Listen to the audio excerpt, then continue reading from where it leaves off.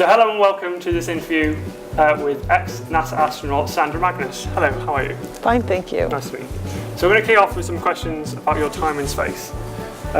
So what is the ideal route for an individual to get involved or to go to space, become an astronaut?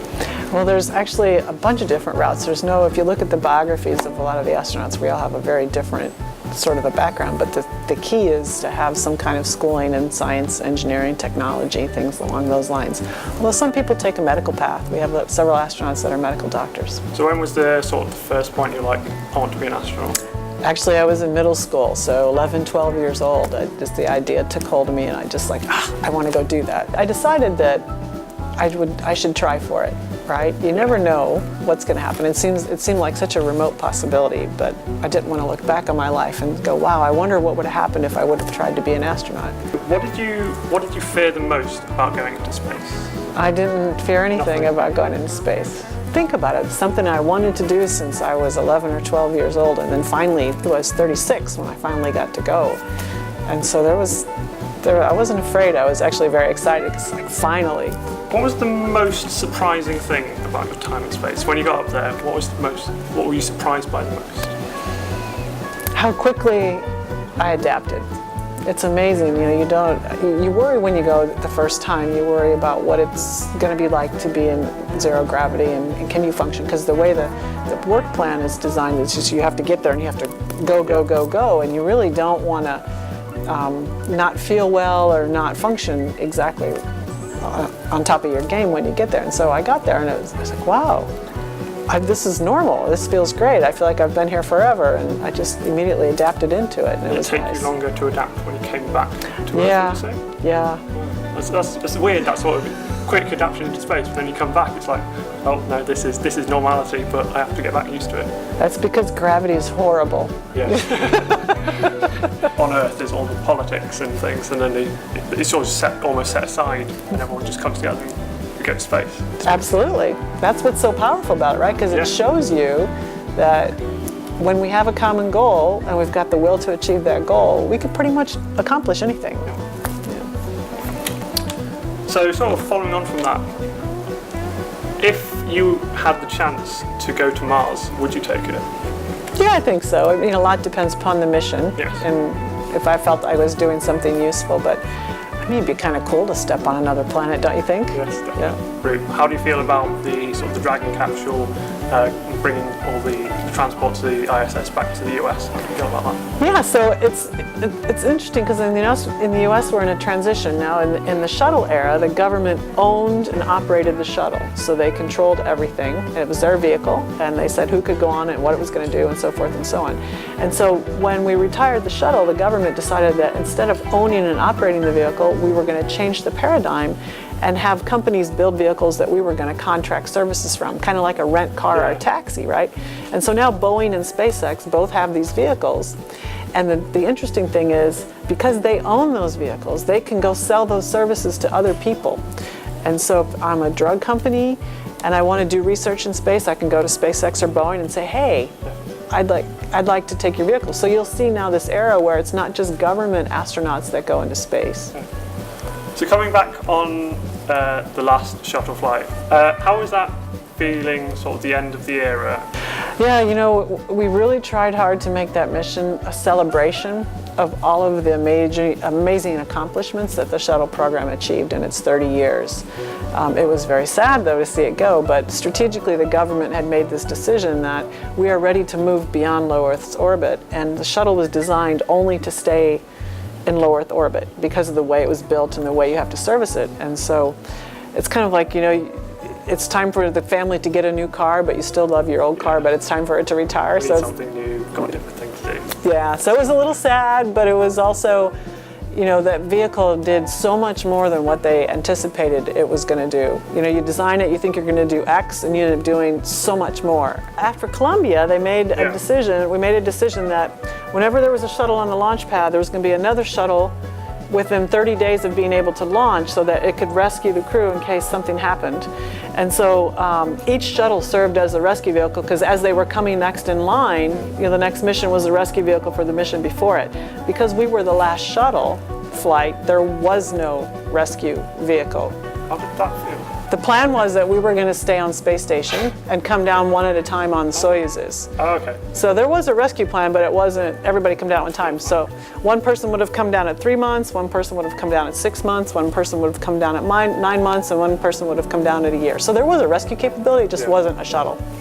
Loughborough is sort of a world leader in sports subjects here, and obviously you have to exercise a lot in space. Did you do a lot of exercise before your training programs, before you went to space? Yeah, I've actually exercised my whole life. I grew up playing soccer. Okay. And I played soccer up until I was 45. And so I've always been you have to be a runner to play soccer well, right? So I was always a runner, weightlifting, swimming, yoga. It's just my natural lifestyle. And you'll find with a lot of astronauts, their natural lifestyle is they tend to do some sort of sport. And so that was my sport. It seems to be a common trend that astronauts have a lot of different qualities, be able to do lots of different things in sport, maybe like music, and then also your engineering, obviously. What's the sport regime like in space? So we have 3 major pieces of exercise equipment. First and foremost is a treadmill. And so that gives you good dynamic loading on your body as you're running on the treadmill. We have an exercise bike. So that gives us good cardiovascular workout and get your heartbeat going really fast. And we have something called a resistive exercise device, which simulates weightlifting. Of course. And so it gives you static loading. And between those 3, you basically have exercise 2 hours a day, usually treadmill or bike, always resistive exercise. Hello. Hello.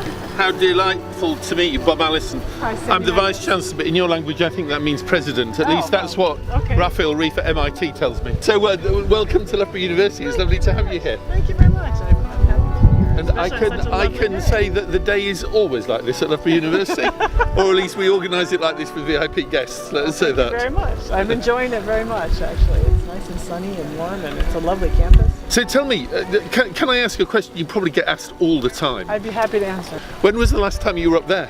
July of 2011. I was on the very last shuttle mission. Were you? Wow. So there was something about that really being a historic moment in time then as well, wasn't there? Yeah, it was a little surreal. It was an honor to be a part of the last shuttle crew because, of course, it's going to be marked in history. But we really tried to make it about the program. Our students, we have a total student population here of about 17,800. But as a proportion, we have more engineers and scientists than any other university in the UK. And I'm proud to say we are one of the top 3 universities in the country for women going into science and engineering. I'm very happy to hear that. Well, that's Congratulations. Very kind. We have to work really hard on that, as you'll imagine. When I heard from the senior team at Rolls that you had kindly said you would come over, I thought, I can't think of someone that is more iconic for the university. And that's, no, seriously, I'm not saying this just to be nice to you. It's for 3 reasons. Number 1 is there is a real challenge for young women still believing that the sorts of things that we can offer them in terms of future career paths in engineering is the right thing for them to do, and they need role models, and you're the perfect example of that. Number 2 is, although I suspect it wasn't quite Rolls-Royce that got you into space, there is something about travel when you're getting away from terra firma where they're absolutely at the moment at the centre of that agenda for the whole world. And then number 3, we're all also very proud to welcome special people to the campus, and I think I'd class you as a special person as well, so it's really nice to see you here. Oh, you're very kind, and I think the partnership between companies and universities is really important because it helps the students kind of understand why they're learning what they learn, and they get those access to those hands-on problems that helps them sort of connect with the material a lot more strongly, and I think that's really key. And as far as young women, I find engineering really fun. I love the problem solving. I love the fact that we're creating new things, and so getting out and talking to students about that and exciting them about it is really important, especially the young women. And interestingly enough, when I decided I wanted to be an astronaut in middle school, I picked physics as my route because I didn't know engineering existed, because I had no exposure to it, because the teachers don't know it. The counselor, I didn't even go to a school counselor. I was like, I'm going to be an astronaut, I'm studying physics all the way through to my PhD, and I'm going to apply. And then I discovered engineering, I thought, oh, that looks like fun too. When I was in college, I discovered it. So we don't do a good job of getting that down into middle school and high school about, hey, this is engineering, this is what it's about, this is why it's fun, this is why you should think about this as a career. whether you're actually a female or a male at that point, right? But the peer pressure thing, I run into that when I talk to young ladies as well. And every time I have a conversation with a young woman and it's like, oh, I can't do math, or oh, that's not what girls do, it just makes my brain blow up, because it's like, I am one of those people. I love math, I love science, I love engineering problems. This is fun, you should come do this. Don't let other people tell you what you can or cannot do, or should not do.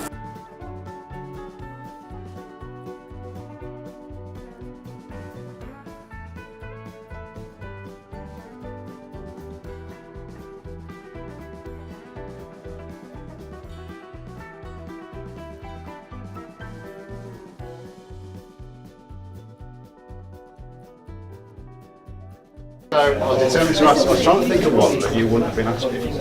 Okay. All right. One is, have you ever met anybody from the Flat Earth Society and what have you said? You know, I'm trying to think if I don't think I've met someone from the Flat Earth Society, although I've gotten questions on, you know, right. How do you know the Earth is round? It's like, because I flew around it. I was up there, I saw a cute tweet from the Flat Earth Society one day, and it said something like, we have members all around the globe. So we all know that it's quite typical when you're in space for your body to deteriorate quite quickly, right? But like, do astronauts feel that their mind or their psychology getting a hit when they're in space? Well, first of all, if you exercise every day, your body does not deteriorate. So after about 2 weeks, calcium will start to leach out of your bones, you start losing minerals and things like that, and your muscles start atrophying. But again, I exercised 2 hours a day when I was on the space station for 4.5 months. Oh. I came back exactly the same. When you were in space, did you ever have a moment where you may have like been looking at Earth and then you might have thought there's no possibility of getting back? No. No. You were always confident, especially even on that last mission. Yes. Well, because we have, I mean, the Soyuz rescue vehicle was always there, and the shuttle was docked. No, I never thought that I wasn't going to come back. why have missions to the moon stopped, and do you think they will return soon? So definitely they're going to return. There's a lot of collective unity building up about going back to the moon and using that as a staging point to go to Mars. The missions stopped because the way the missions were framed at the time in the United States was a race with the Russians to get to the moon. And those missions were not framed as going to the moon and staying at the moon and doing something. And so the political will disappeared after we had achieved that goal. It was just to get there. It was just to get there. And so now when people are talking about going back to the moon, it's more about, we're going to go back to the moon and we're going to do X. And so there's things we're going to do there, there's technology we want to test, we want to do a proving ground to go to Mars, and so it's not just let's go to the moon to say we've been to the moon. So what experience of sexism have you received being in a very male-dominated industry, and what are the challenges and opportunities you might have faced? You know, I get this question a lot, especially from young women who are thinking about going into engineering. And I've run into early in my career, not at NASA, but earlier in my career, I've run into men who either have never worked with women before, and so they weren't quite sure how to do it. And not necessarily that they were malicious, they were just not. Yeah, it just wasn't in their head. Yeah. And I've run into a few who are like, women don't belong in engineering.